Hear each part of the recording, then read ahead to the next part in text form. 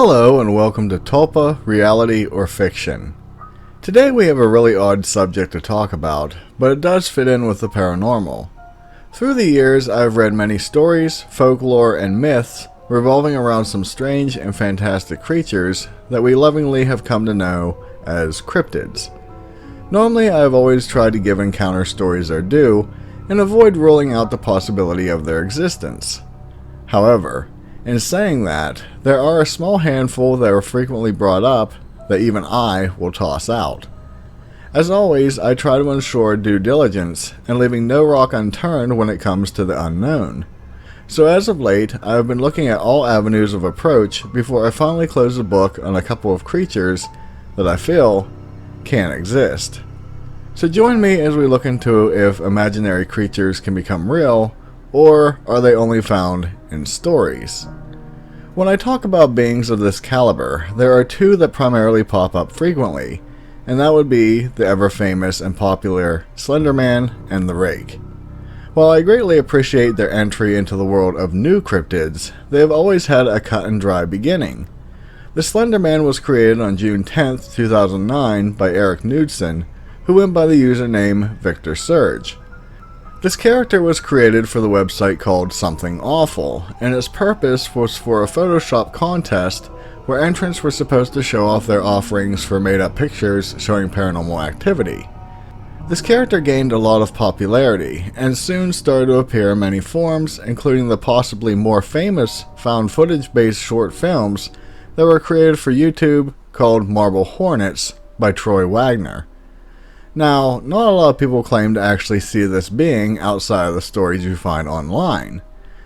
Of course, there is a criminal case involving this character from a few years ago, but even as such, the media jumped on the Slender Man reference as the reason behind the activity. They chose to point a finger at this being, even though other non-creepy pop culture characters were mentioned as an influence by the mentally disturbed individuals involved. I really didn't want to get into that aspect of this story, but it has left an indelible stain on the lore. I am certain that in saying that many don't claim to see the Slender Man, some may think of the criminal case. So I had to clear that up. Now, the Rake has a very similar start, but is a totally different story when it comes to sightings. The story behind the Rake started on a post on the site 4chan in 2005 under the title of, "Hey, let's make a new monster." Many users contributed to this, which included details as to what it looked like, how it behaved, and some even gave it a long, in-depth backstory. Due to how detailed this story was, I think it has caused a lot of people to become confused, since encounters are said to date back to 1691. I applaud the creativity and storytelling behind the Rake, but as such, it is still a completely made-up creature. Yet, unlike the Slender Man, many people claim to see a beast that resembles the Rake, so it leaves me a bit puzzled. I started to wonder if there was a way for something completely fictitious to become reality. You may have been wondering why I've been spending the last few minutes talking to you about creatures found in the realm of online scary stories. You know that I obviously had a good reason for doing so. As stated, I wanted to find all avenues of approach before writing this topic off. So, this led me to the beings found in Buddhism known as tulpas. Tulpas, also known as thought forms, are a kind of spirit that are said to be created or manifested by a person's mind. In a sense, they are similar to the practice that many children have of making an imaginary friend. Although, that overly simplifies this being, since in many ways, they are considered an actual spirit. In order to create one of these, it requires an individual to extensively concentrate through meditation and lucid dreaming on what they would like their counterpart to look and act like. In many ways, the practice of astral projection, also known as out-of-body experiences, are actually considered a form of this as well. The difference between that, imaginary friends, and tulpas are that tulpas are said to be capable of taking on their own personality. With this practice, they can take any appearance that a person wishes, but their actions can become their own. This is where things can become bad, since there are a few stories about tulpas becoming autonomous. In those stories, the person who manifested it are then left with no choice but to kill the being. I'm not sure how this is done, since I'm not extremely familiar with this type of being, but I'm sure there are a few people in my comment section who may be able to offer some help. From the start of my study into this, it appeared that these beings were only visible to the person who created them, but apparently, this isn't always the case.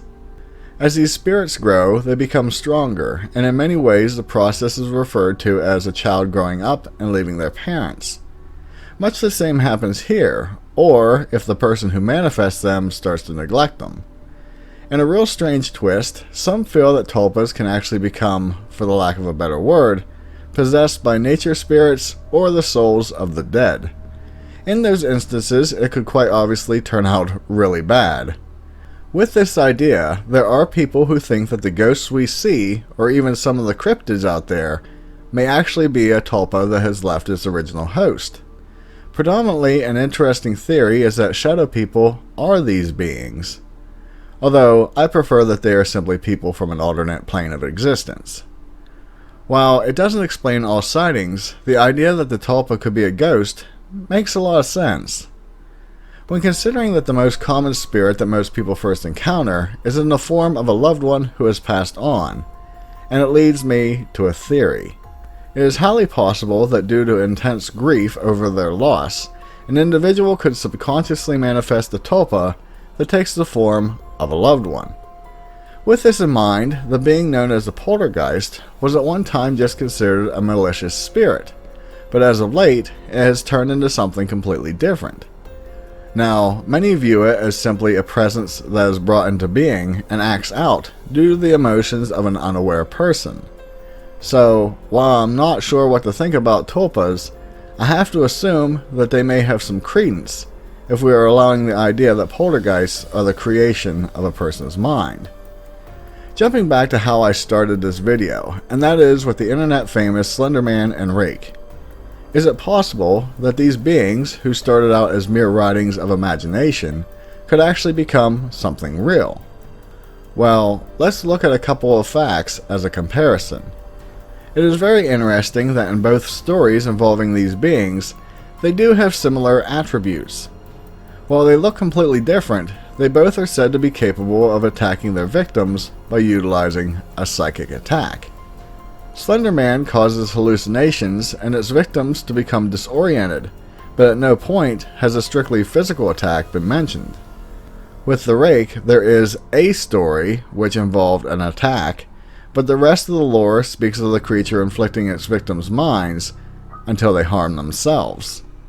Even within its lore, while it is said to have many teeth in its mouth, they are said to be short and dull, which is not a very effective weapon to use for attacking a person.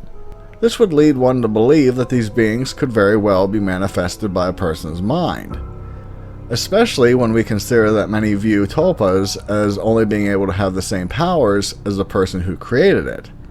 However, if we factor in a spirit from someone who is dead possessing this form, then I would surmise anything is possible. This too plays a part, since with the Rake and in some obscure stories about the Slender Man, people who see these creatures can become possessed by them. So, maybe there is something to this. Again, I don't like to rule out anything, but there is a piece of damning information out there that all these stories fail to bring to light.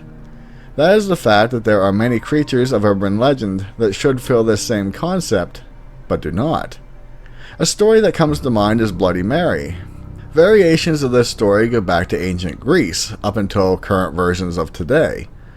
A large amount of people have tried their hand at conjuring this specter from a mirror for years. Yet, even with all these attempts, it hasn't brought the being into reality. Maybe that wasn't the best example, but there are plenty of other figures found in urban legends that haven't become something tangible. It really throws a wrench into the idea that Slender Man and the Rake are somehow a special case when you factor in cryptids. Full circle, baby. A lot of us actually want the opportunity to see Bigfoot, but yet no one has been able to create one via their mind. I fully believe that Bigfoot exists, but tulpas aren't restricted to taking on the form of imaginary creatures or characters. They can look like anything a person wants, from Garfield the cat to your late grandmother. So this fact really hurts the idea of tulpas existing and being able to be seen and interacted with by other people. Even the earliest practitioners of this type of mental power questioned whether it was real or simply a hallucination. With that all said, I was looking into this topic and I realized that maybe, just maybe, there is something I could add as a counterpoint. It actually isn't so much of a point, but more in the way of an encounter that I completely blocked out of my mind up until now. I really don't want to share all the details about it, since it was a bad part of history, but I will give a brief overview. Back when I was in my early 20s, my parents were going through a rough patch, and suffice to say, an argument broke out which caused my dad to leave. While sitting in the living room trying to console my mom, we both were wondering if he was going to be okay, and hoping that he didn't do anything rash, if you get what I'm saying. The living room sat facing the back door, so where we sat we could see it without any difficulty. Well, my mom was sitting in a chair facing directly at the door, and I was in a chair facing towards her with the door at my back. Suddenly my mom's face went white as a ghost, and she started freaking out by something she saw at the door. The image of her trying to claw up the back of the chair is something hard to shake. I quickly spun around to see what was causing the panic, and there outside the door was a spectral form of my dad standing there. It was wearing the clothes he was wearing, was his height, it was him, but it was transparent. I quickly looked back at my mom and said, "Did you see that?" And she said she did. Without giving details or leading a question, I immediately asked what she saw, and she said, "It looked like the ghost of your dad standing at the door." I immediately ran outside to see if he was there, but he wasn't. In fact, later that night, I actually had to go track him down half an hour away from our house and let him know it was okay to come home. I mentioned this last part since some may assume it was actually him at the door. I assure you, it wasn't. Again, this was the very abbreviated version of the events that occurred. In thinking about this story, it does leave me wondering if on that night, obviously emotions were extremely high, if we didn't collectively manifest a tulpa with the presence of what we both feared. It also could have been an astral projection directly from my dad wanting to return home, but afraid to actually do so. While I would like to say that tulpas are not likely to exist, I'm not so sure. Up until just remembering that encounter, I was ready to say that they were probably not a real thing. As you can tell with how I am bouncing back and forth on this topic, the realistic side of me wants to say no, but at the same time, I can't find an answer to some encounters. Maybe it is possible to bring them to life if emotions and need are high enough, which would tell me if that statement is true, knowing how extreme the emotion was that night of my encounter, that someone wanting to create a Slender Man or rake for kicks probably couldn't happen. Much like when I mentioned the poltergeist, it is created by a highly emotional individual, and it is done without them intending to. To add a final summation before closing out this week's video, while there may be the possibility of tulpas being real, I think the level of concentration and emotion required is way more than just wanting a cool imaginary friend. As such, the idea that there is a tulpa, Slenderman, or rake walking around out there seems very unlikely. I can't see anyone emotionally needing those beings to be real in any sense. Thank you all for watching this video, and I certainly know it is something fairly different than what I usually talk about. It just has been a topic that I've been wanting to cover for a while, since I frequently see people mentioning those two urban legends when talking about cryptids. Next week, be on the lookout for a new video that will be involving something very peculiar around extraterrestrials. Also, I wanted to mention again that you can still vote for the states that you would like to see in the upcoming Cryptid by State series. The next one will be Missouri, but we have a lot of states with the same amount of votes, all vying for second and third place. Let me know in the comments below. If you haven't yet done so, do please consider subscribing to my channel for more content like this. Also, it would be greatly appreciated if you could share my videos with someone you know who may be interested in this type of genre. With that, be safe, and I'll see you in the next one. Later!